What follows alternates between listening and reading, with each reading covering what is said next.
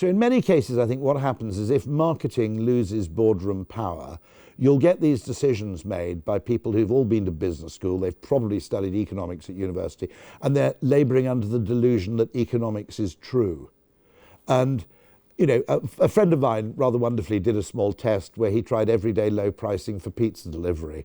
Again, complete catastrophe. It was worth trying, by the way.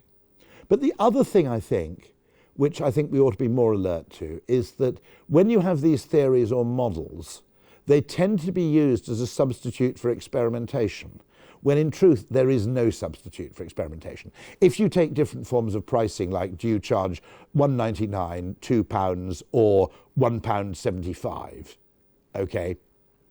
I've asked various people about this and they said it makes a huge difference which of the three you do, but they said we've never managed to find a satisfactory rule for which one you should choose. You simply have to test. And in the behavioural science practice, a victory to us isn't only simply succeeding, it's actually getting permission to test variables in the first place.